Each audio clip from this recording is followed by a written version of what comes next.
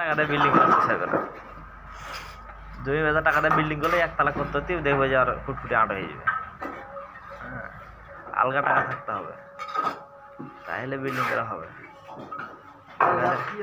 হ্যাঁ, বুঝি না, ব্যাংকে টাকা আছে, ব্যাংকে টাকা আছে, কারণ ওই এক বছর নাকি আরো টাকাটার মেয়াদ আছে। না, ওটার ইন্টারেস্ট এক বছর পরে একবারই, মানে ওই যে 10 বছর না কতদিনের মেয়াদে আছে, ওটা একবারই। আরে জমি জায়গা আছে, জমি জায়গা আবাদ করছে। আবার এমনিতে তোমার 35,000 টাকা মাসে পাইছে দুলাভাই শাশুড়ি। হ্যাঁ, মাস্টার কেন এই আর কি কার এর কথা করছি আমি,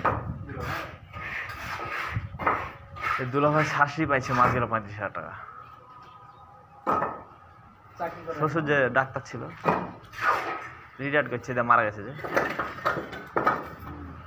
অর্ধেক পাবে না এখন শাশুড়ি। শ্বশুর 70,000, তখন শাশুড়ি এখন 35,000 পাচ্ছে, অর্ধেক পাবে।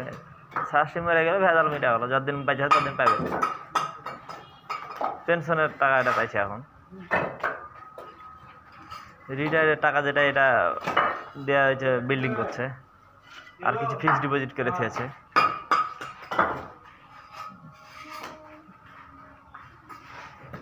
তবে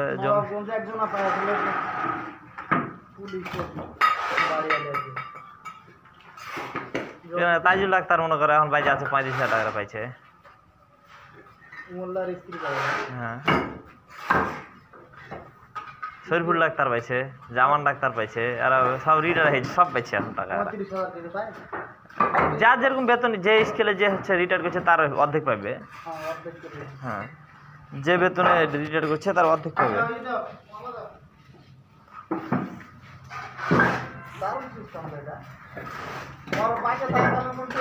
না, সরকার এলেই তো মানুষ সরকারি চাকরির পিছনে ছুটে, কি কারণে? এই কারণে তো।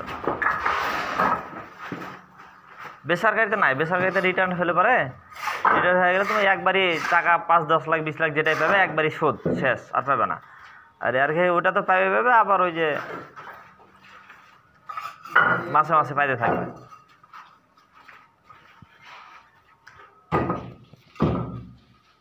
আপনি শেষ হয়ে গেল দেখতে দেখতে লিলনের।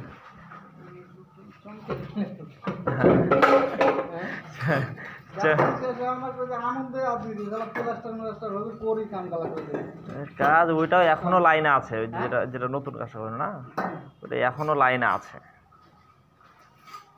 একটু কম বেশি যেটা হয় কাজটা লিবো, এটা এখন অফ সিজন তো, কোনোরকম যাতে খালি কাজ উঠাইতে পারি, যদি পারি তাহলেই রেলবো কাজটা, ছাড়বো। নতুন যে পল্লী বিদ্যুৎ, হ্যাঁ হ্যাঁ, ওটা এখনো লাইনে আছে তো, যে ভাবির ওটা লয়। হ্যাঁ হ্যাঁ হ্যাঁ হ্যাঁ, ওইটা, হ্যাঁ ওইটাই তোর কাছে নাম্বার লেছিল, ওইটাই এখনো লাইনে আছে। ওইটা দেখা যাক কি হয়েছে।